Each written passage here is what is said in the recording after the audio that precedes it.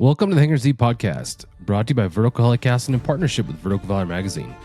This episode was recorded on location at the ECHO 2025 Public Safety Aviation Conference in Louisville, Kentucky.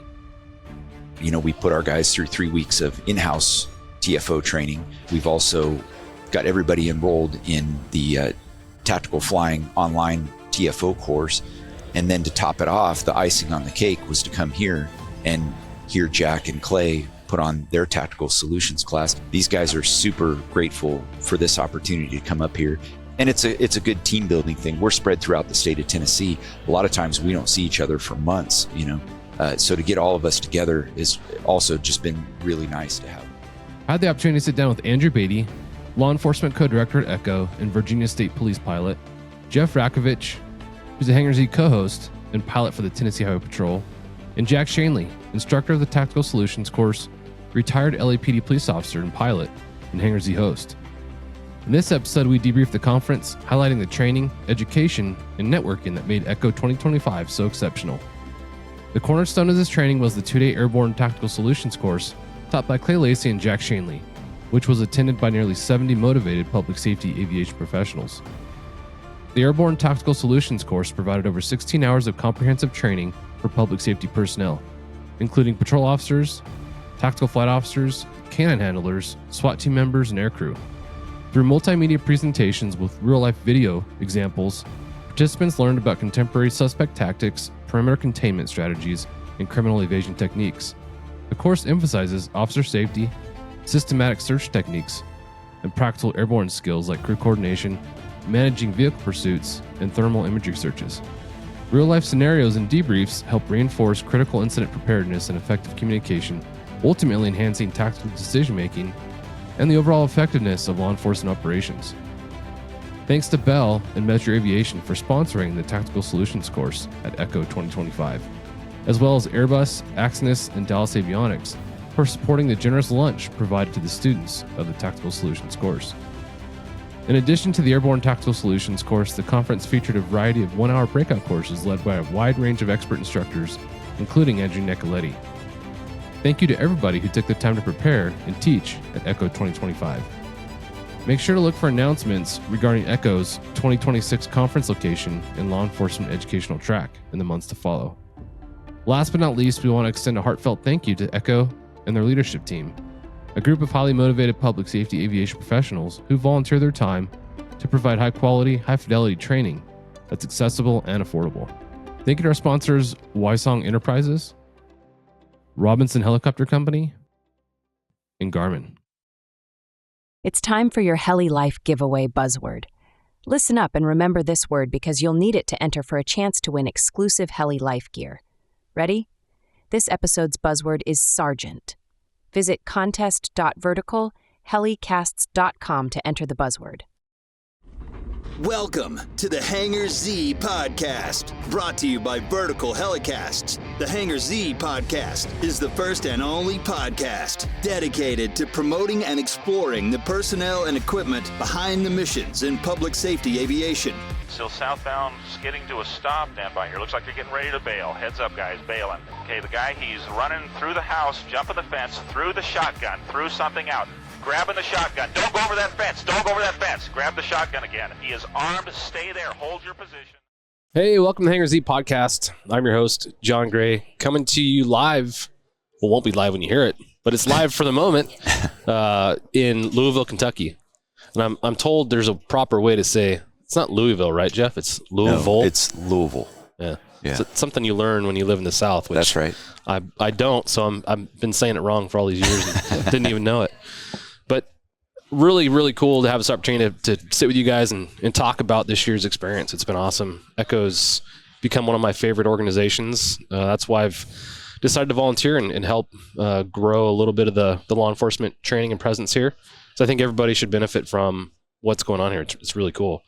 It's not in competition to any other conference. I think it's in conjunction with, offering other training opportunities. I think is huge. It's to the benefit of our community. Some folks can't go to the conferences during the different times of the year, whether it's Verticon in the spring or AppsCon in the summer, but they might be available in the fall. So there's just one more opportunity for folks to get together, and the platform and the style is a little different. at Echo, but it's great. So here to talk about that, talk about the course that was, I'll call it the anchor. I don't know if Jack, as the instructor, likes that term anchor, but you guys spent 2 days. You and Clay, Lacy talked about tactical solutions for 2 days essentially. So we'll go through that. But last year, Echo was in Richmond, Virginia. It was great. And for folks that are listening, you've heard Andrew Baity on the podcast before. I think he's Mr. October in the Hangar Z calendar. Is that correct? That's right. That's right. So happy to have you here, Andrew, and you and I had the opportunity this year to try and grow the presence here and come up with a strategy to, I guess, help grow our law enforcement presence here and help the community, the law enforcement aviation community, with some additional training. So thanks for all the effort you put into it. You put a ton of work into it. I rode your coattails this whole time. That's not true, but I appreciate that. But maybe just talk about, to start, some of your goals that you had in mind when you hopped on board. What did you see and what motivated you to join this bandwagon? Man, I think that training is just such an important piece of our culture. And it's one of those things that training and the ability to sit there and have a dialogue with other agencies about how they do business, and that forum, creating that forum and space for people to do that, is really important. Last year when Travis kind of talked about, hey, we're coming to Richmond, would Virginia State Police be interested? Originally, the concept was a static display, and it grew into something much more than that. And our involvement, obviously, it grew into something much more than that. And I think it was really just kind of one of those things that once you got into it, you couldn't stop being into it. It kind of was self-sustaining, where the excitement, the feedback, the response was overwhelming, and we kind of lived on that and fed off of that over the next year through the planning cycle. I won't say that it was smooth sailing all of the time.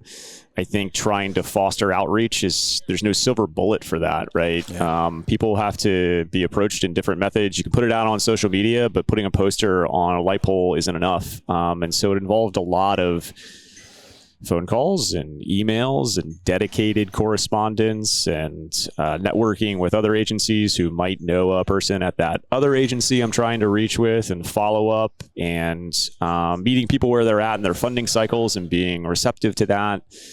So yeah, man, I don't know, that the goal really was to just create the space again, to grow the space where we could. And I mean, so grateful that you and Clay volunteered to come in and really be the keystone course for us, that I think allowed us to sit there and go, it's legitimate. Like, no, we have these guys. It is a legitimate offering, and we highly recommend that you send your people to it, not only because you're going to get very high quality training, but you're also going to be able to do it at tremendous value for your agency, which is really important because, much love to Clay, but sometimes it seems like resourcing is not an issue at Texas DPS, and resourcing is very much an issue at a lot of other agencies. And so, hey, we still want you to get high fidelity training, high quality training. We want to be able to do it at a reasonable cost. And that's really core to Echo's mission, is low to no cost training for flight crews by flight crews. And I love that. Yeah, I think Jeff and I actually should introduce Jeff back on the podcast. How you doing? The waterman's not got water. Coffee has water in it. So, yeah. High quality H2O in that I got coffee. some Heroes Rise coffee. The booth's right here adjacent to us. Yeah, so we've talked about Heroes Rise in the past. They've supported Echo for a long time.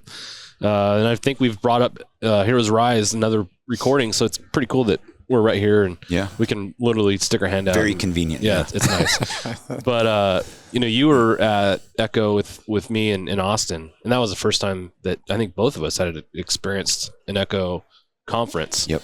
It was really unique. It was. At that time, there was no law enforcement presence. It was, I would say, almost 100% HIMS. SR3 was there. There was some cool mission sets that were represented, but law enforcement was not one of those. But I think you and I talked, we're like, man, how can we extend this segment or this conference into law enforcement? Because we thought the law enforcement community could benefit from this this group, because it's a great group. And I think I remember, Clay showing up, and he was like, he wasn't even sure what Echo really was, and how him speaking at an Echo event was going to even be, received. And it was funny because, we had talked to Clay the night before, and he said, I don't think anybody's even going to show up to my class. And he was talking about their inadvertent IMC event, which he just put on yesterday, in the Tactical Solutions class. And I mean, it was standing room only. And we were joking that, like, well, John and I will be there to, just so you at least have two people sitting in the audience, yeah. And it was standing room only in that room for his presentation. I mean, I've said this, I'll say it again, is that I would listen to Clay read the phone book. I mean, he's that engaging, and so is Jack. And having the two of them together and teaching this class, I think that's really what sold. I mean, I know it sold our department, my entire units here, the Tennessee Highway Patrol Aviation Section. That was cool. And the whole unit came. Yeah. And super grateful that they allowed us that, because again, like you said, AppsCon is in the middle of the summer. We're super busy in the summer. This is a time right now in the fall where we have that opportunity to send the majority of the unit. We do have our lieutenant, he's back holding down the fort for us, and a couple of our part-time guys, but to be able to bring the entire unit here and sit in on this class has just been phenomenal for us. And talking about the entire conference as a whole, it is nice because it's still smaller. It's getting bigger. I mean, it's much bigger than it was a couple years ago when we were in Austin. And I love seeing that. I mean, just this vendor hall, it was a lot smaller when we were in Austin. So seeing the growth of Echo, seeing the addition of some of these courses that are being offered for a more law enforcement centric, it gives a lot of these units that we can't afford to send our guys to California or Arizona, wherever, for a conference, or because of the timing, it gives us that option to get guys some really good quality training and networking on a kind of a smaller level. And we've said it before, and I'll continue to say it, that Echo probably puts on one of the best conferences I've ever been to, with the lunch being provided, with the social events every night, keeping people together and keeping us in those this small circle, and just meeting all these different people from different segments is just it's gold. It really is. The networking side of it is huge. So training, education, networking are the benefits that I've always talked about with conferences that I love. The networking side can be challenging at some of the larger conferences because you go and everyone gets fragmented, into these different groups, whether you fly one platform A or platform B, or use this mission equipment or that mission equipment. So for folks that show up, it might be their first time, and they've been told by their lieutenant, sergeant, whoever, hey, you're going to go attend this thing. You don't know anybody, and you don't have an invite to any of these parties. Then you're left like, well, people have been talking about networking, and I don't even have an invite to anything or don't know where to go. So this is kind of a great place for, I think, for people to start, because you come here and it's, like you said, everyone's together the whole time. There's no fragmentation of the group. And I get it. Some of the large conferences, it's hard. You can't keep, thousands of folks together the whole time. So by necessity, I can see why that happens sometimes. But I just love that everyone's here the whole time together, and you really get to know some folks in a way that you don't otherwise. Right. Talk about your guys' position at THP and how you just brought on you talked about bringing your whole unit, but talk about the folks you brought on and why it was important to be here. Yeah. We just went through a selection, which we've never done. The Highway Patrol in the last couple of years has gotten a lot of support from the state, and it's been awesome to see the growth of the unit in just a few years, with new aircraft coming online, new tactical flight officers, and of course we've taken some of the best practices that other units are using as far as selections, and we've just really dialed in some really identified and selected some really good talent into the unit for our tactical flight officer positions. For all three of our bases throughout the state. With that, we put our guys through 3 weeks of in-house TFO training. We've also got everybody enrolled in the tactical flying online TFO course. And then to top it off, the icing on the cake was to come here and hear Jack and Clay put on their tactical solutions class, which includes basically the 8-hour apprehending fleeing suspect containment, and then talking to my guys, our new guys. I mean, they're just like my TFO said, I gave him, anytime somebody comes to me and says, hey, what can I do to study I want to get into the aviation unit. It's always Jack's Apprehending Fleeing Suspect books, Kevin Means Flying Tactical Missions books, and Mike Calhoun's, Flying Through Chaos book. All of those are, like the kind of the go-to, books for our industry.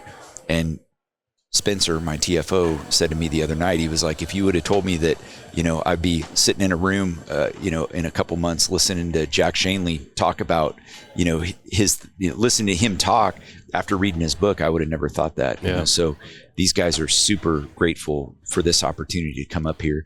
And it's a good team building thing. We're spread throughout the state of Tennessee. A lot of times we don't see each other for months, so to get all of us together is also just been really nice to have everybody together, having fun, going out to these social events, going to classes together and learning and partaking in this whole thing. So you could see that at lunch. Yeah. We sat with John and I sat with Jeff and all the other guys from Tennessee, and it was quite entertaining. Yeah. I mean, you guys are a team. And a team that gets along and kidding each other, and you could tell that everybody's happy to be together. Oh yeah, and that you don't get to see each other quite as often as many units when you're sitting in the same room every day. It's very unique in a state agency. Yeah, but it was fun. Yeah, it was cool. Fun to watch. It's just such a good group of guys that we've all, in just a short period of time, we've all really gelled together as an entire unit. Even though we're spread out, it's just me and Spencer out west, and Ryan and James and his part-time guys out east, and then our guys in Nashville. So having this opportunity to all come together and receive training and talk about it. And that's really, that's what we do, right? We talk shop, we go out and have some drinks afterwards, and we're talking about, the unit and our hopes for the future of the unit, and as we grow and develop. And then having all these other classes that are being offered, Kentucky State Police, Andrew and I were in that class this morning, where they're talking about, building their air search and rescue, program. Just really great info that you can take. And much like what Jack and Clay said in their classes, like, take bits and pieces. Like, maybe not everything that we tell you is something that you're going to use at your agency, but if it's something that can pertain, take it and use it. And that's always been what it's been about. I mean, LAPD's Air Crew School, it's always been that way. Yeah. Like, hey, we're not telling you how to do it. We're just saying this is how we do it. Yeah. And if you have something that you're doing, we'd like you to share it with us, because maybe we're not doing things the way we should. And, we want to learn from each other. And that was another speaking point that they had about Clay and Jack, is that the humbleness that they bring to the instruction is it's like peer to peer. It's not, hey, we're standing over you as the instructors and telling you got to do it this way. It's, hey, this is a technique. This is a way. This is what we've seen. And for Clay to play videos where, he's critical of himself and critical of what he did, that's huge. I mean, that just shows that humbleness that, hey, we don't, and both of them said it, hey, we've made every mistake in the book. So when guys that are new hear that, I think it takes a little bit of that pressure off of them when they're, wanting to perform. Like, hey, you're not going to win every one of them, but take and learn from those mistakes. You said it best, and I've said it for years, is that we don't learn from our successes. We learn from our failures. And so for guys to come up on a stage and present their failures for everybody to learn from, you can't get better than that. Yeah, that's huge. I think that humbleness that you talk about is, I think, what kind of permeated the class, and I think part of what I like too is Clay talking about mental health and you as well in the beginning. For the folks that are just coming into the industry, important to hear that from the beginning, right? Yep. You don't want to wait until you're 10 years down the road, 15 years down the road, and now you're suddenly forced to hear about it because you're in a bad place. Yep.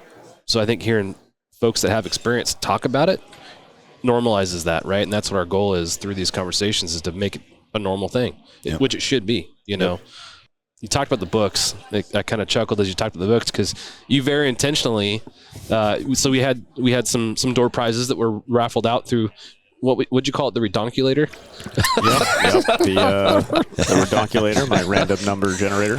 Yeah. So we had some door prizes that got raffled off the redonculator, and every break or so would call a new name, and you had a very specific set of books. Talk about that and why you chose those books as raffle prizes.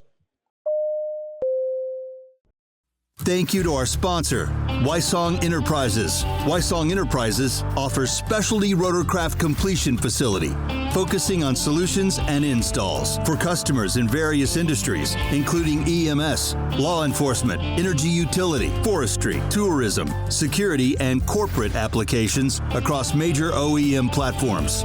Visit us at wysongusa.com. I've talked about this before on the podcast that I don't come from the same background. I came from a military background, and I was looking for ways to segue my skill set into law enforcement to kind of, we'll call it, go through differences training. But the training opportunities or the path there wasn't necessarily super clear.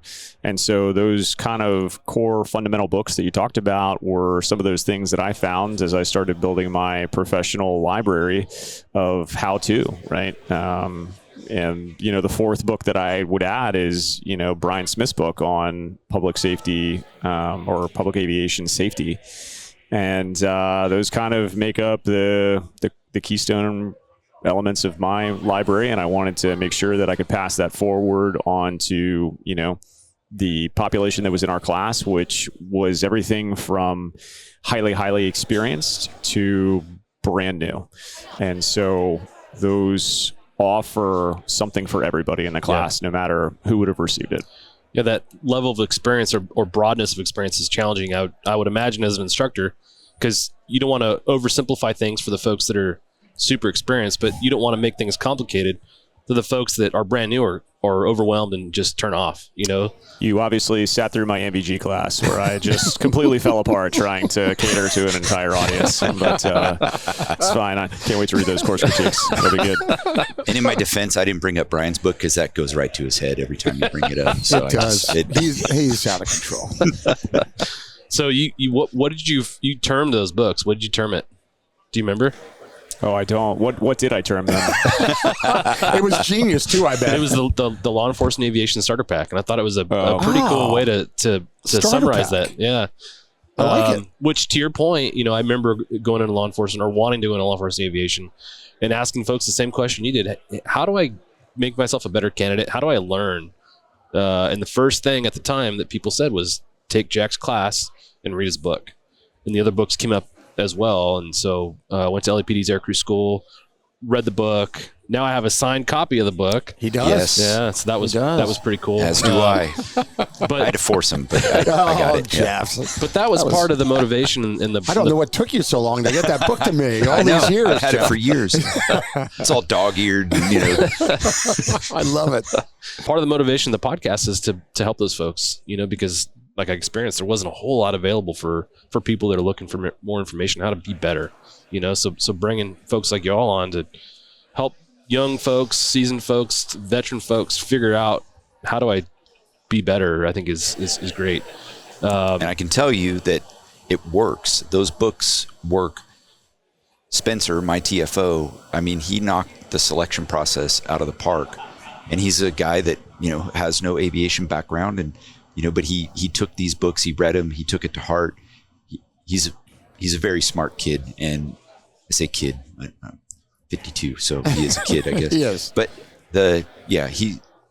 he took that really to heart and showed up to selections and just knocked it out of the park. And that's what you want to see in candidates, and that's the way to do it when you're going from zero, and you can show up and really do well in a selection process based on having read these books. So we've all been at zero. We've all been absolutely. at zero. No matter what career path you go to, but certainly in law enforcement aviation, you can be a street cop for 20 years, and law enforcement aviation is completely foreign. Absolutely. It's a new language. It's a new way of thinking. It's a new way to communicate. It's so new that it's overwhelming for everybody. And I think that's so important that especially the younger guys like Spencer knows that, hey, we were all right where you were. Yeah.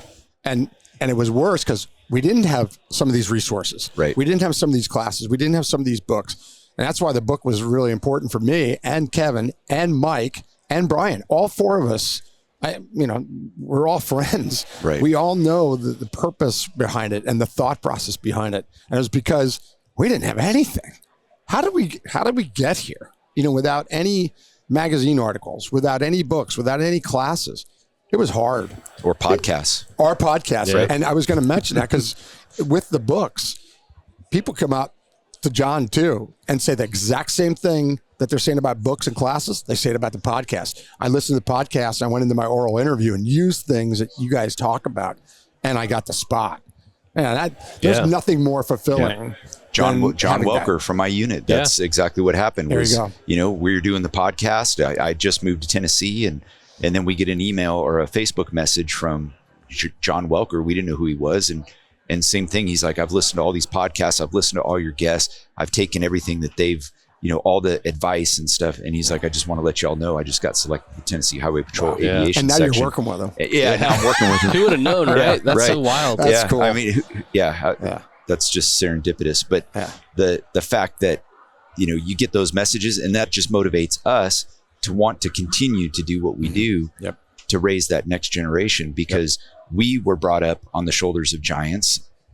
And he's sitting right here at the table with us. And Andrew, you're talking about Andrew. Yeah. And now we're able to, pass that, you pay that forward to the next generation. It's wonderful. And to have these kind of venues and podcasts and guys writing books. I mean, it's never a better time to really want to get into our industry and be in it. I agree. With all these resources. Yeah, I agree. It's going back to Echo. One of the things I love about Echo is it's a true cross segmentation of the public safety aviation industry. There's folks from all walks of public safety aviation here. What I like about that is not just the networking, but learning from these different folks. Yeah. And you're a good example of that, Andrew. In our class, you're bringing up things that were pertinent to you in your time with the military, flying Cobras. And those talking points are things that I would 99% say with certainty that we never considered or thought of from that perspective. So for that, you learn those types of things through the folks that are in the air ambulance segment, the search and rescue segment, the military. So you come into these events like Echo, I think is huge for that. This isn't your standard conference as people would refer to it as. So I'm curious, Jack, from your perspective, this is the first time you've been to Echo, and I was a bit concerned because I felt like maybe I'd built it up too much talking to you about this conference in advance. But you did? Tell me about your experience here and what your thoughts are so far. First Echo, you built it up like a madman. Oh my gosh. You've talked about this on the podcast many times, personally, many times. And I knew about Echo. I actually was invited to teach her years ago, a couple times, and it just didn't work. I mean, it was a long time ago. I can't even tell you what year, but it was still East Coast. And it was still a lot smaller. Hey, get those stickers out of there. And it just didn't work. It couldn't be more obvious. Terry Mouchy's throwing stickers on her sign. Security. We don't need security from Terry. We can handle him. They just let anybody in this place, apparently. Sorry to interrupt you, but Terry, somebody very rudely came by and tried to put stickers in our stuff. That's funny. He's still back there. I can see him. But you did build it up. And it just never worked out before. And then when you came to me with the idea that, hey, we're thinking about this, you and Clay together doing something. And at first I thought, okay, I'll do a day and Clay will do a day. And then you said, no. I'd like to have the both of you on the same platform, same stage, same in front of the class. And I went, this could be really fun. Known Clay for 25 years. From him being in my classes early when I first started. So he got to see me as a beginner, doing this stuff. And we just hit it off and over the years. And then Clay was establishing himself as a very strong instructor. And when I was walking away from APSA, I wanted to step back. I said, they need new blood. They need somebody younger. They need somebody that's still doing it. They don't need me anymore to do this. I've loved my time there. It was wonderful. Met so many wonderful people, great experiences. But I knew that it was time. And when I told them that, they said, oh, geez. I said, but by the way, I got my replacement. It's Clay Lacy. And I called Clay first. I didn't just volunteer him, and then he took it and ran with it, and he's done amazing things with it. He's expanded it. I'm just so proud of what he's done with it. And I knew he would. So when you told me, hey, this is what we're thinking about, I went, what a cool opportunity. And because I know there's many similarities. Clay and I have a lot of similarities in philosophies and some information, but we also have very different perspectives on things from different agencies, a statewide agency, Texas of all places. I mean, it's going to be a big city, two very different things there. So I knew it would be great to have those two perspectives. From my perspective, it was like, this is gold. This is going to be gold if we do it right. And we ran with it. Yeah. So cool. I'm so honored that Echo was willing to take a chance on us and bringing it in, saying, how can we expand our law enforcement? Let's bring these two guys. We were both really humbled and honored to be asked to do it. And then together, it was great. And the experience was good. And we could talk more about that. But the overall invite and bringing together, we were thrilled to be here. And it went really well. I think the concept behind bringing law enforcement, a bigger presence into Echo, wasn't for more numbers. While that's always good for an association to have more folks, I think the real driving factor and force behind that was that cross-segment education, having the influence from law enforcement bleed into the air ambulance segment and search and rescue segment and vice versa. So it was really, I think, somewhat of a selfless concept to bring in a larger number of law enforcement just to get that true representation and that cross-pollination of learning. So as we thought through, okay, well, if we're going to do that, how do we do that? And I think the quality world-class training is the key component. I called it an anchor. You called it a cornerstone. I think you liked your term cornerstone more than anchor.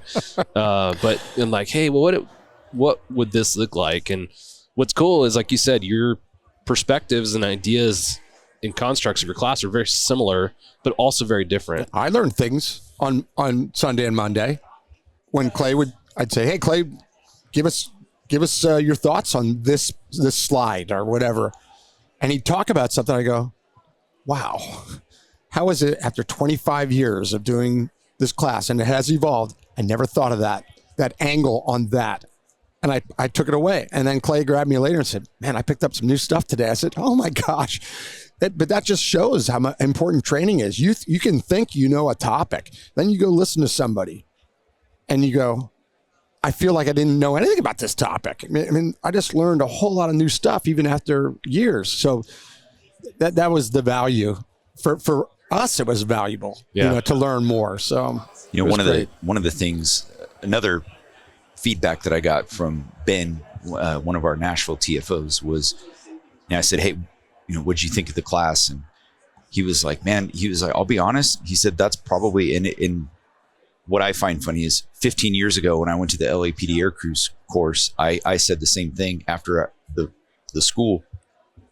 I was like, this is the best training I've ever had in my career, and how engaging it was. And every presentation, and especially Jack's, you're just like hanging on every word because you just want to know more. You're just hungry for this information. And Ben literally said the same thing. He was like, this is the one training that I've been to where he was like, I was engaged the whole time and I just wanted to hear more.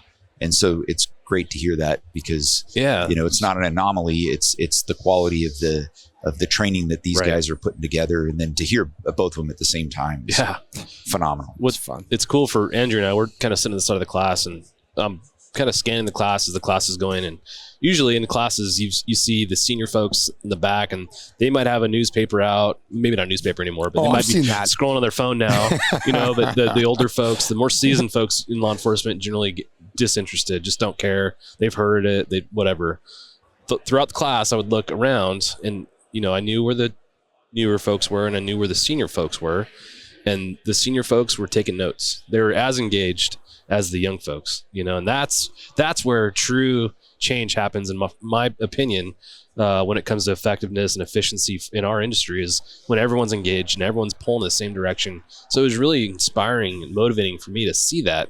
not this, oh my gosh, I'm going to sit here and go through these PowerPoints. And I'm looking forward to this thing to end, because I've been in those classes. I know we all have. They're miserable.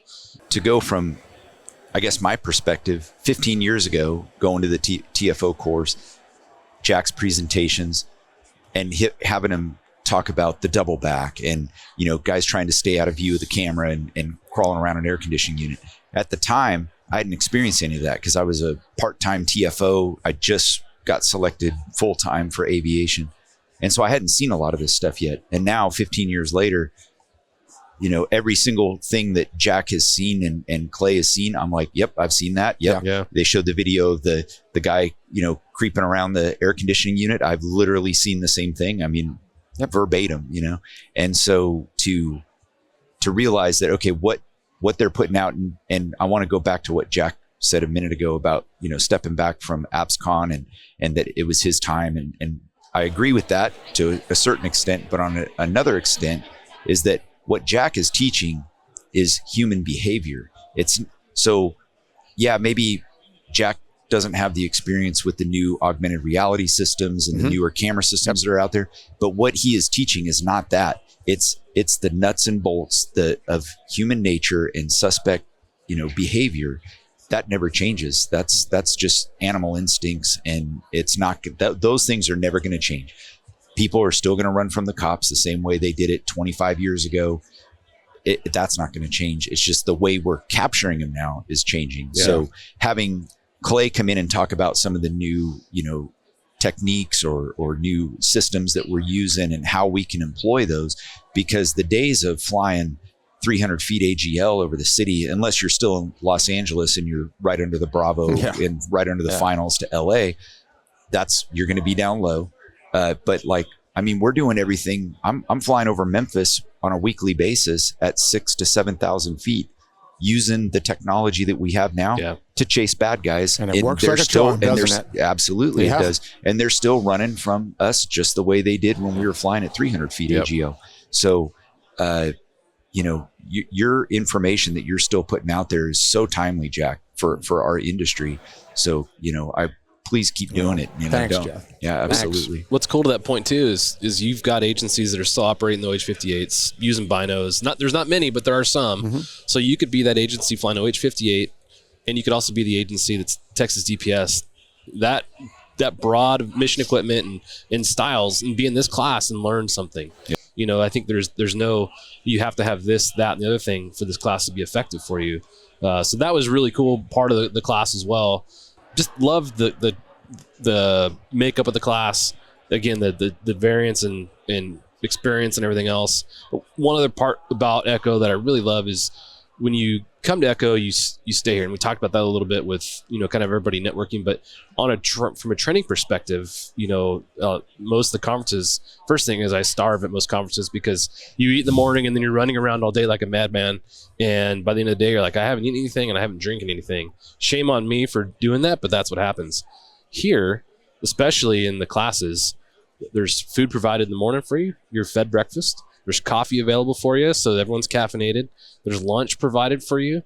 And then there's dinner and networking afterwards. So all the creature comforts that you need, to be successful in the educational environment are there. And I think that lent to an engagement that isn't seen oftentimes because someone's waiting to go to lunch, or they've gotten back from lunch and they've just rushed through traffic to get back to the training environment. Talk about that from your perspective a little bit, Jack. Thanks to our sponsor, Garmin. From flight displays with Wire Aware power line alerting to autopilots with Hover Assist, Garmin Avionics Solutions give helicopter pilots the safety of flight tools they need to fly with total confidence. Find out more at garmin.com/helicopters. We noticed it immediately. Clay and I noticed it immediately. We got more questions. Last night when we were together with Clay, before we parted our ways and Clay had to get back to Texas, we said, we got more questions in 2 days of that class than we've got in the past 2 years separately in all the classes we've taught combined. Why is that? And we both said, why? And we said, well, first of all, we had a good group. There's no doubt. That was a group that really wanted to learn and be here. You could tell. You could tell in the morning on Sunday. You could tell. But all the things that you just listed, breakfast, coffee, comfortable seating, they were in circle seats where they're engaged with each other as well, talking during breaks, meeting people. You add all those comfort things together, and the no rushing and everything's there, and it makes for a better training environment. And as an instructor, we could feel it and see it. And I mentioned it. We talked about it, Andrew. I mean, how that was well thought out, the way Echo did it. So, and we were thankful for it because we want the questions. What we normally get is questions during the breaks. We know how cops are. I get it. They come up during the breaks and they have great questions. And how I've handled that in the past is John comes up to me at a break and says, hey, I want to ask you about this. And you ask me a great question. I go, oh my gosh. And then we start up again. I go, hey, he just came up. This guy right here, John, came up and asked me this question at the break. You all need to hear the answer to this because half of you are probably thinking that question. That didn't happen Sunday and Monday. Let me correct that. There were people during the breaks. However, we got so many questions of people raising their hands and saying, what about this? What about that? Well, how would you do that? Why did you do it that way? It was incredible. And it led to conversations that were not in those PowerPoints.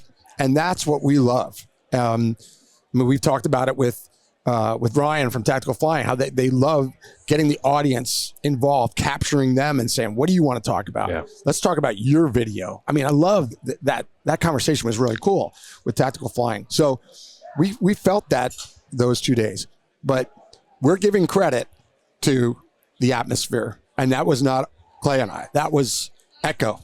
That was Andrew. That was you in the room.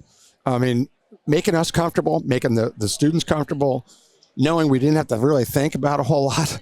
I mean, it's the LAPD aircrew course. Similar in that you get picked up in the morning at the hotel and you don't have to think the rest of the day about how am I getting there? What's the address? What time? Oh, crap, I'm late. You go over in a van, you eat breakfast that's provided, you learn something, you go on a ride along, you have lunch, and you go back to your hotel and network that night. Same atmosphere, it's similar. And I think that's a great learning environment. So keep that up, Andrew. Yeah. And John, you're involved too. And from a trainer perspective, Clay and I were gleaming. I mean, you could see it. I mean, and people comment and say, man, you guys seemed happy. Well, oh my gosh. We were so happy. You're taken care of. Absolutely. Your blood sugar's not in the tank. No, and don't get me wrong. I've been a lot of places where they take good care of me. Lots of places. But taking care of the students, maybe not so much. They're not comfortable. They're hungry. They're thirsty. And that's a different student. I just think, that was the difference for me. So well done, Echo. Kudos, man. I'm really thrilled. The engagement on the circular tables, I thought was interesting. Loved it. There's a definite difference in that circular table environment from a networking and communication perspective that you just don't get when the tables are set different. So just those small differences, I think, make a huge impact and a big difference in the quality of the networking, the quality of the training that's taking place. So yeah, that was really cool. I thought it was cool too that like we'd go out in the hallway, they'd have the food set up, you go get your plate, you come back into the classroom and sit down at the table and break bread with your coworkers, and then I'd get up and go you called me over to the table with the guys from Boston. We sat down, talked to them, talked about some of their mission sets and stuff. It was just really good conversation. Everybody's together. We're not all scattered about trying to find food somewhere, right? Getting back late and all that kind of stuff. And then to go back to the questions and answers during the class, again, I think it's the mood that you and Clay set by being humble and immediately saying it. And that's what LAPD would do at theirs, is like, hey, we get up, hey, we're LAPD, we're not the best, we know that, we want to learn from you as well. So if you have something you're doing, and so when you come at it as an instructor from that, come at it that direction and say, hey, listen, we want to hear what you're doing. If you have questions, please ask. It just sets the tone for the class that like guys don't feel like, oh, if I ask this question, everybody's going to laugh, or, and we all know police roll calls and, and other police training. It's like you want to be the cool, tough guy in the class. There's none of that in aviation. I mean, it's aviation. It's a much more laid back environment to begin with.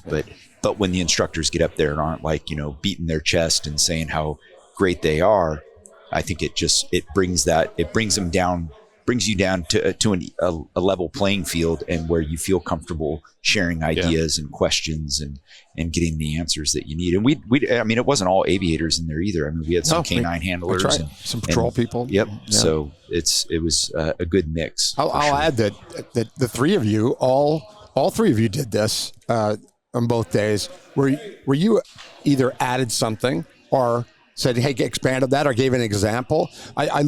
Andrew, I think of one, not the specific, but where you gave not only a Virginia State Police perspective, but your military perspective on the topic. And I thought that was really, I really appreciated that, because that's another perspective that Clay didn't have, I didn't have, you have.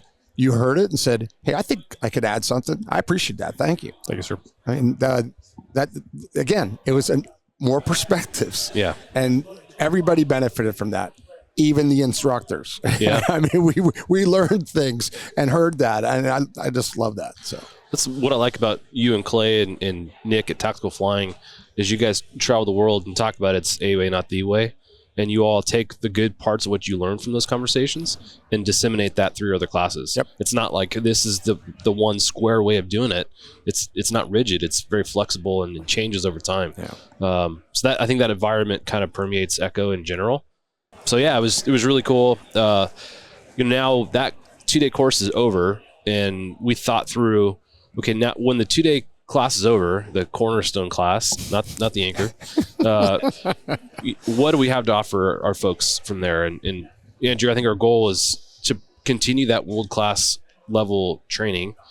But what's cool is you're out of the environment where it's a all-day class. Now you're into an environment where you've got half-hour, 1-hour blocks. Talk about the goals that we had and what we've tried to develop with those shorter segmented classes. Sure. I think that we were just trying to create a track for law enforcement that had quality offerings, that was multifaceted, that applied to a broad range of applications within law enforcement aviation, because every program's a little different. Everybody's structured a little bit different. So quality, broadly applicable. And something that when you looked at it from a resourcing perspective, you could sit there and go, all right, well, I'm going to justify an extra 2 days of per diem and an extra $50 to potentially get 8 hours of additional training on things that are going to potentially apply to my agency or make me better. What I really like looking at the population is that it is so in line with the Echo mission of by flight crews, for flight crews, that it is just, guys talking about, this is a way that my agency does something. This is something that I think my agency does exceedingly well. Or this is, we had something happen and we had to respond to that. So that was kind of the Kentucky class this morning with Brad and Dave talking about, hey, like we had huge natural disaster, and it really was a wake-up call for us to think about how we're going to bolster this program, how we're going to scale it, how we are going to resolve some funding issues. And that's great. It's such an interesting para-public partnership that they talked about, and coming from a construct of a para-public partnership where the state police provide the helicopter and Chesterfield Fire and EMS provides our paramedics, again, that really resonated with me. So I think that's something that we really were just looking for, is like, hey, beyond the 2-day course, there's more for you here. Now, beyond just being more for you here, what we've kind of talked about before offline is that last year, I kind of got into Echo by accident and started kind of stumbling into classes that were not necessarily on a law enforcement track, but just seemed interesting to me. And it's amazing what you take away from, different disciplines where you're just like, I don't really think about that, but how could this apply to my life, my world? Nick Minks is so good about that, he's like, I'm just fascinated by whatever it is you do. If you wash dishes in the kitchen, I want to know if it's clockwise or counterclockwise, and I really appreciate that level of passion coming into it. And the biggest thing is like what I've loved about the conference so far, at least what I have not found in my experience, is everybody checks their ego at the door. And it's amazing to me because you look at people with these really storied backgrounds, this really deep bench of experience, and it creates a really calming effect where you're able to come into it and go like, if it's good enough for these guys to absolutely be here and be writing notes and have takeaways from this, then like my notebook is out and it should be full of pages left to right because I certainly do not have it figured out. So that was kind of what we looked at with the track, and I'm really pleased how it turned out. Like I said, worst class this morning was NVG's, so it's only going up from here. Who was that instructor? We should get rid of him. I don't know. He was an unpaid instructor. I'll tell you that right now. He was Mr. October with a cobra in the background, baby. Yeah, the 1 hour tracks are really interesting to me because a lot of topics are super dynamic and engaging, but maybe don't warrant a 1 day class or a 2 day class. But really good 1 hour block of instruction. Some of the goals that we have going forward, a course on radio operations, tactical radio operations. We're all really good at doing the basic functions that, are in line with what we do on a day-to-day basis. But how do we get involved and do some of the things that we aren't used to doing? So plugging in folks like Dallas Avionics and Cody Klein to come in here and teach us how to better use and utilize that radio. I mean, that's the backbone of our operations is that radio. Camera operations, Garmin, how to more effectively and efficiently utilize these autopilot systems. And that is stuff that we talked about, electronic knee board and how we can show some of the lesser used but highly applicable functions in that. And really that goal is to, again, continue to provide content that is broadly applicable. Electronic knee board, GPS systems, say that goes to pilots, that goes to crew, that goes to TFO. So again, high quality, but scalable, applicable. But yeah, hopefully more for next year. Yeah, I'm excited to see this continue to grow. And again, this isn't in conflict with any of the other associations. To me, it's complementary. Just like we talk about drones being complementary to manned aviation, this is complementary to the other conferences. So I hope nobody sees this as a threat, because I think it's definitely complementary. Just a continuation to build our community as a whole. It's a vibe, right? Like it's just, hey, this conference might appeal to you in a way that the others don't. It might appeal to you, again, from timing, funding, content, whatever it is. I think more is better in the space. Yes. It just gives you options, and options is good. Well, I think that's a good way to look at it. One of the things we've always said is, a rising tide lifts all ships. And I think that without having, hopefully seeing if you come, like if you, especially if you're involved in some of these other associations that, you're on the planning committees or you're deeply involved in those, come check out Echo and see what they're doing, because not that it's competition, but like you might see where, hey, maybe we need to make some changes to our event to draw in more people, because the more people that come to these, the better for all these associations. And, especially for like Echo, it's an all volunteer organization. Nobody's being paid that's running this organization. So, which to me is another like feather in their cap at what a stellar convention they're putting on, and nobody's on the payroll. So that really speaks to how passionate this group of people are to provide this kind of stuff. And again, it goes back to the motto of by air crews for air crews. Yeah, as we're talking about volunteers, Ashley Chitty is right behind us. Ashley, there she is. I think coordinated and planned 95% of this conference. We're totally talking about you, right? We're talking about you, Ashley. Just enjoy it. Just enjoy it. It's all good. Ashley is a great example of just the passion behind the volunteers. That, you think about if you came to the opening remarks this morning, they were talking about the future flight crew and future flight leaders.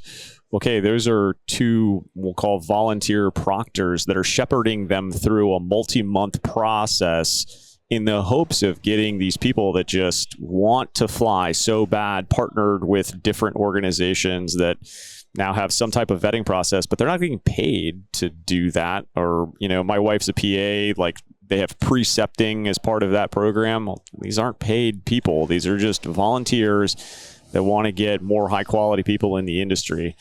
And that's I think my goal here too, is that like, hey, my time spent here as a volunteer, I'm trying to pay it forward a little bit. I certainly don't have everything figured out, but that's how I got linked up with you and you, obviously, you know, just listening to Hangar Z podcast, trying to figure my own life out. I've called Tony Weber the burning bush before because again, I've never heard of him. You know, but it was one of those things I thought he was the singing bush, but Burning We bush. call him the burning bush. But it was one of those things. It was like, hey, like you obviously have been doing hoist ops out of San Diego for a while now. For a few minutes, right? Yeah. For a few minutes. He's done one or two. Yeah. He's an FNG.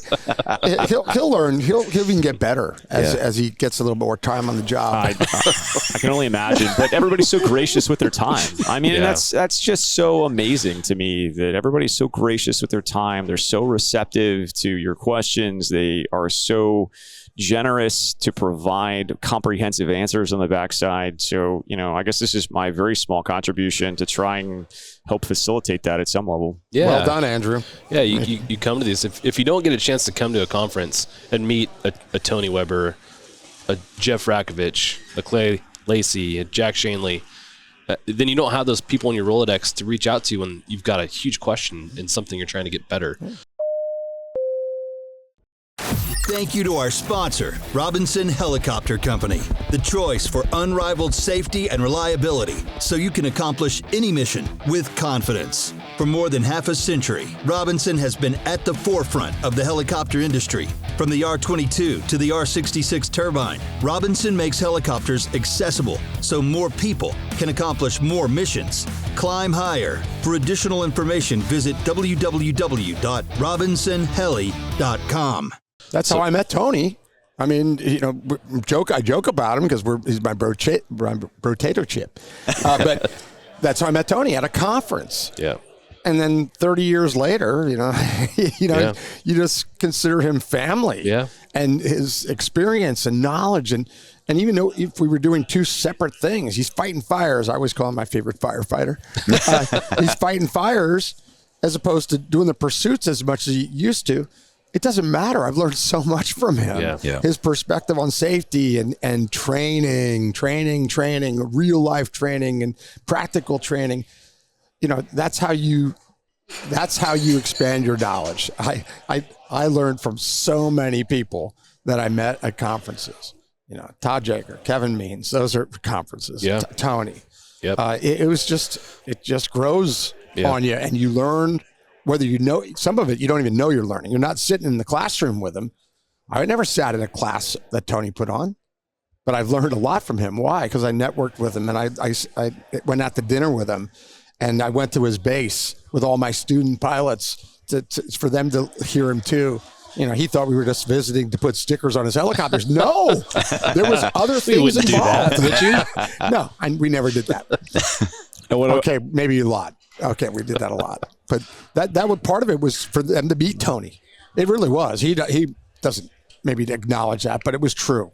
That starts at places like this. I have met people in the past 2 days that I would have never met, and I met them last night when we were standing here talking. We're talking to paramedics and flight nurses that are finding their helicopters on these posters, and the conversation leads to, you know, safety, our training.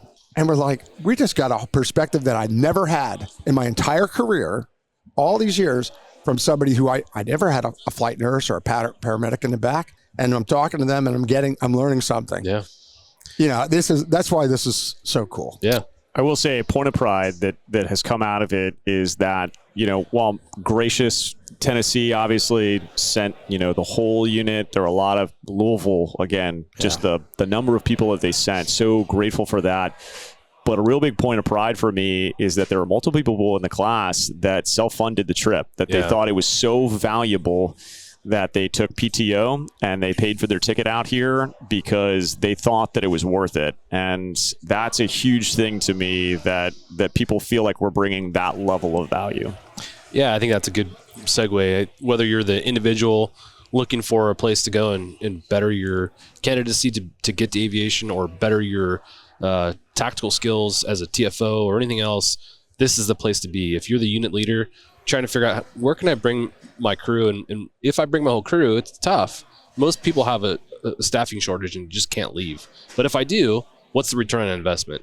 There's a huge return on investment. I'm excited to see as you guys go with all the new folks you brought out, how this investment in time and money plays out for the benefit of the state of Tennessee and the surrounding states. It's a great investment. It really is. Yeah. And go back to what Jack was talking about. I've always said it's like it's a cool village to be in. Like this airborne law enforcement sector because it's small. And when you start to get to know people and you meet one person and they introduce you to somebody else, and it's just a cool village where we all share information and training and learning from each other and stuff like that. Yeah, love that. And I haven't figured out who the village idiot is, so that's probably me. But No, I have. I'll give you the names later. As a matter of fact, there's a long list. Appreciate you guys. Thank you for taking the time to sit down here and talk about this. Really fun week we've had so far. About a day and a half left to go, so excited to network a bit more, learn a bit more. Any closing thoughts before we head out? No, thank you, Echo, for the hospitality. Thank you, Andrew, and John for coming up with that idea, the concept, and then being invited. I mean, I might have ended up here with John doing this stuff, but I was so happy to hear that you're going to hook me up with Clay to do those 2 days, and that just made my week. It made a lot more than that. Clay and I were almost in tears talking about it, going, "Wow, that we both needed that." Every now and then you need that response from a group. Boy, did we get it! And it really, and a lot of that. Again, I'm giving credit to you two thinking of the concept, and to Echo and Ashley, who's walking by again. She just wants to get on camera. Yeah, she's strategically walking in front of the cameras. We see what's going on now. Pacing. I really appreciate it, and so thank you to Echo for making the atmosphere right and the invitation. Honored to be here. Yeah, looking forward to next year and hope to see a lot of new faces in this class next year. Any closing thoughts or last things you'd like to touch on? I think I guess my closing thought would be, if you have room to provide feedback, please do that. I think that we all pride ourselves on being professionals and being receptive of critical feedback, and that's what helps us grow. So I think, if you want it to be better next year, we want to hear your thoughts. If you're tuning in and you didn't attend this year and there's offerings that you want to see, get in touch so that we can continue to make this better for the community. But no, I've been super happy with how things have turned out, and I'm excited to see the next couple course offerings over the next day and a half. Yeah, for sure. Jeffrey? I just going back a couple years from when we went to the first Echo, you and I together, and partnering with Ashley and seeing the growth, using our contacts to introduce them to some folks that like Mike Reno and Vertical, and getting them involved in this is, again, it's really neat to see this develop into what it's become and what it's going to continue to become as it grows. I would echo Andrew in that. I like it. Yeah, you like that? Hey, don't we have a room shot? We do. Here we go. Yeah, I didn't even mean to. I'm a poet and don't even know it. But what I would say is, he just mentioned, like, if there's an offering that you're looking for, not only that, but if you think you want to come and teach a course here, do it, man. Like, especially if it's something to do with our industry in the airborne law enforcement sector, because they want more of that here. Yeah. And I think that this is proof that this week was really successful for the airborne law enforcement sector at Echo to have the legend Jack Schonely and Clay Lacy together presenting. I mean, everybody has talked very highly of the course, and so to have that available to us, and wherever Echo is going to be next year, they haven't announced it yet, but get your people there if you can. Yeah. And if you're willing to teach on a subject that I guarantee you people are going to want to hear it. Yeah. I think you bring up a good point. At some point, Clay is going to hand the baton off. Jack's going to hand the baton off to the next teachers that lead the industry. And you can't ever get to the level that Jack and Clay are if you never do it. You never know if it's a skill unless you give it a shot, right? So highly encourage the next generation. If you got something to impart in our community, man, we'd be benefit and blessed for you to step forward. And my class started as a 1-hour class at the California Highway Patrol Aircrew course. That's how that started. Volunteering to go there and give an hour. And the next thing you know, they asked for 2. And then they asked for 4. And then it developed. You never know. I had no idea that it would take me around the world and end up, where it ends up. No idea. But it starts with just saying, am I willing to share an hour of some experiences I've had? Anybody can do that. And you guys put out there very early from Echo saying, hey, give us your ideas. Who wants to do a class? Give us the idea, your proposal, I guess it was, right? That's a great opportunity. I'm glad you brought that up, Jeff, because somebody's out there going, I've got a kind of a unique perspective on this topic. I could do an hour someplace.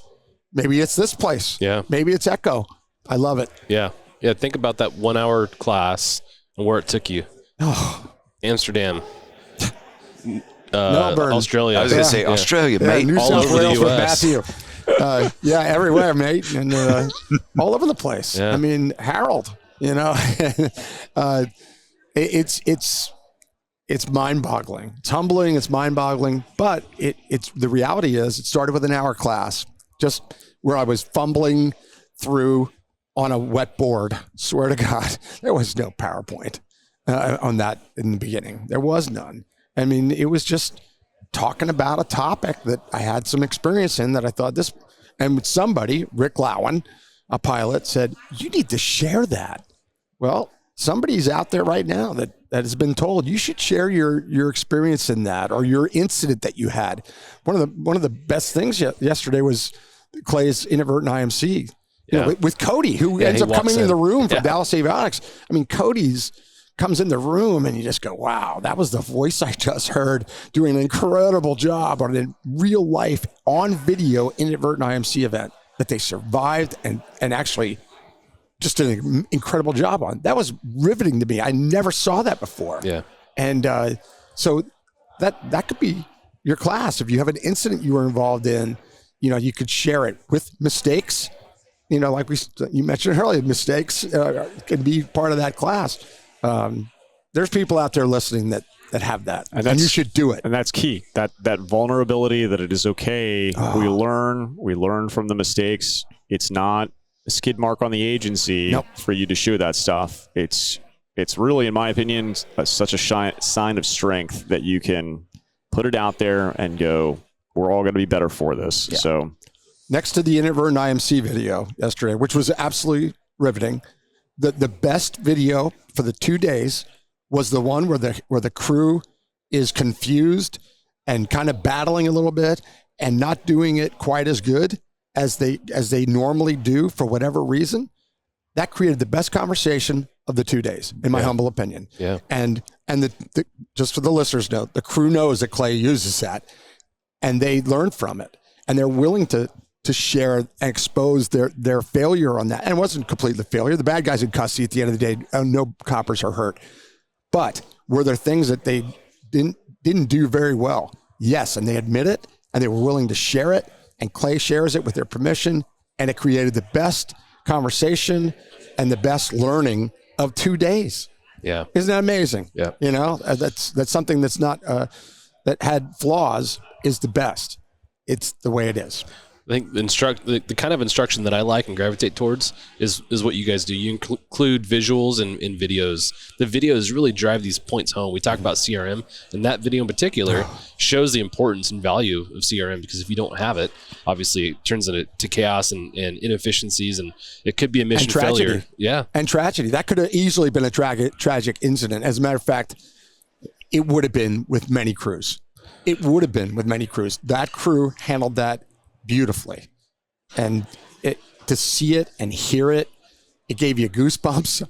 Everybody sitting here, I know you guys, I got goosebumps and went, whoa, and success. Yeah. You learn from it. One of our new guys, we were talking about that video, the inadvertent IMC, and he was like, we talk about they talk about like, your calm voice on the radio when you're transmitting to a unit in a pursuit, right? To bring that calming effect and slow things down and bring it down.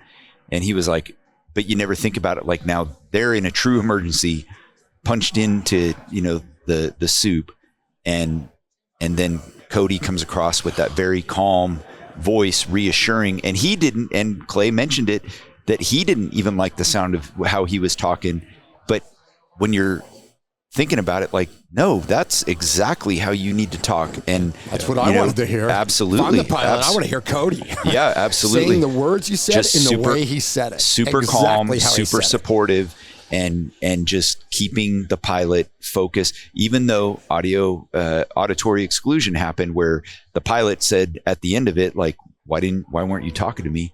But he was subconsciously hearing it because he was, his airspeed was on target. His wings were level, bring it back a little left, it was like textbook inadvertent IMC recovery.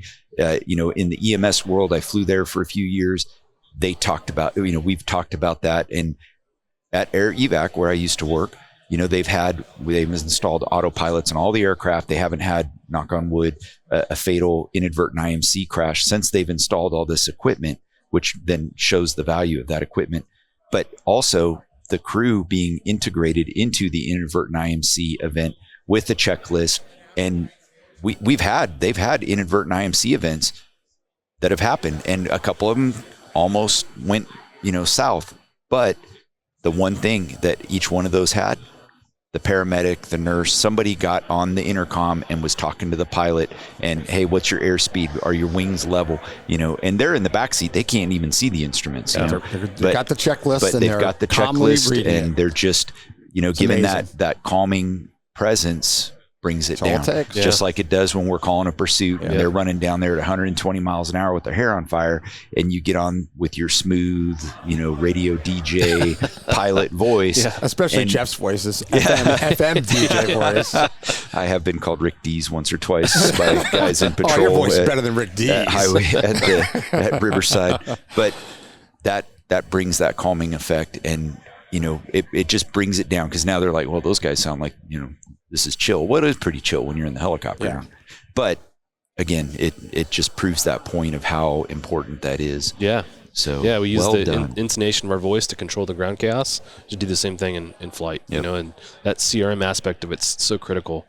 Well, again, thank you guys for taking the time to sit here and look forward to next year and the rest of this. Thank you to MHM and Vertical Valor. Thank you, Mike Reno, Linda Reno, for making this all possible. Yeah. The investment that you guys have made to send us here is we're very thankful. It's just such a cool thing to sit here and see the Helicast platform grow. We've got the Vertical Valor flight crew as part of the platform now, and the reception they've gotten here at the conference has been really cool. In fact, Mike and Blake, the hosts of the Valor Flight Crew podcast, received an award this morning. They did. Volunteer of the Year award, awesome. Right? Yes. So if you haven't listened to them yet, go give them a listen. They're doing some good work in the helicopter air ambulance segment of Helicopter World. So on that, we'll catch you later. Thanks a lot. Thanks for joining us for this episode of the Hangar Z podcast. Don't forget to like and subscribe to hear more stories that promote the personnel and equipment behind the missions in public safety aviation.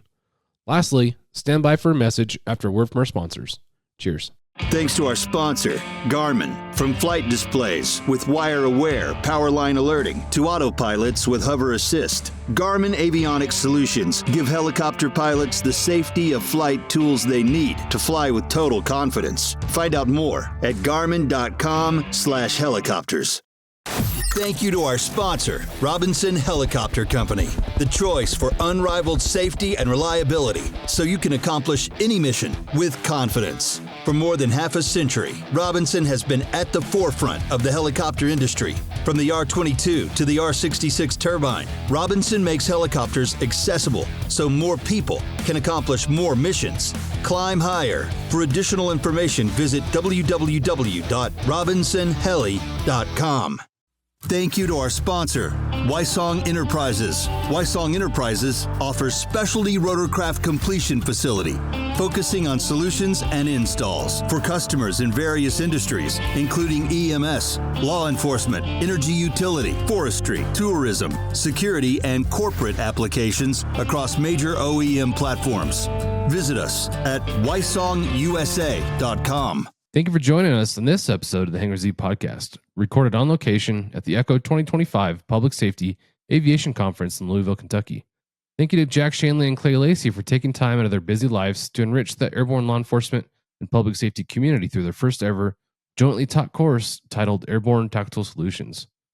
We hope you enjoyed this conversation and hope to see an even stronger representation of our airborne law enforcement community benefit from the education, training, and networking made possible by the volunteers of the ECHO organization. A special thanks to Andrew Baity, Jeff Ratkovich, and Jack Schonely for sharing their insights during this recording, as well as the sponsors who made this course and conference possible.